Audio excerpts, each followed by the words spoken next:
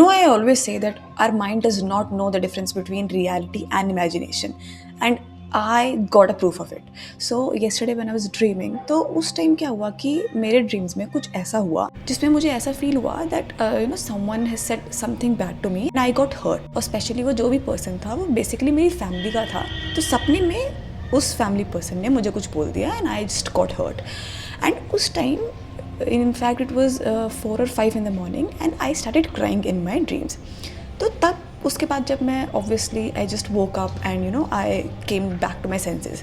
तब मैंने सोचा that our mind does not know the difference between reality and imagination.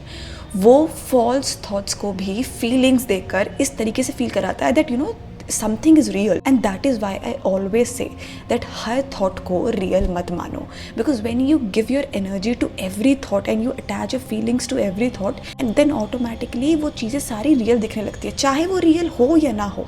When I was dreaming, मेरे body या मेरे mind या मेरी feelings को बिल्कुल ऐसा लगा जैसे कि वो कुछ सच में हो रहा हो, but actually it was just a dream. But मेरे माइंड को ये डिफरेंस नहीं पता ना कि वो ड्रीम है या वो रियलिटी है। ऐसे ही जनरली जब भी हमारे माइंड में कुछ भी थॉट्स आते हैं तो हम उन थॉट्स को सबको ही रियल मान लेते हैं, एंड दैट इज़ वाई हम उन इल्यूजन्स को भी ट्रू मानने लगते हैं, क्योंकि हमारे माइंड को वो डिफरेंस नहीं पता। That is why I say that you don't have to give energy to every thought and feeling you have, because mind तो अपना काम करेगा। माइंड को जब पता ही नहीं है कि इमेजिनेशन क्या है और रियलिटी क्या है, तो वो हर थॉट को इस तरीके से प्रेडिक्ट करता है जैसे ये रियल हो।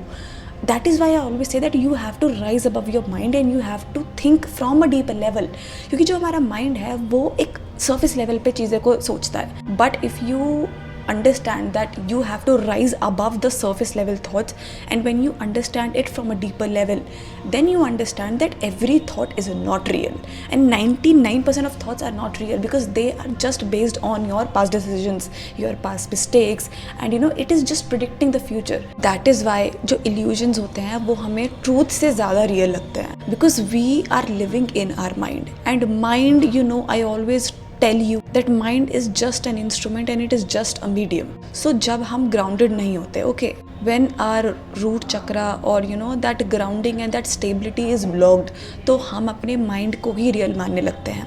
और उसके बाद क्या होता है कि and this is what actually Rahu tells you.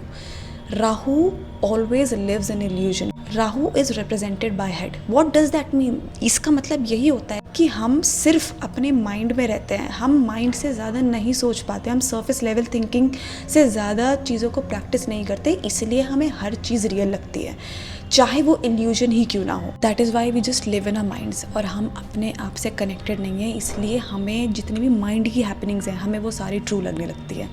ठीक है, that is why illusions feel more real than truth.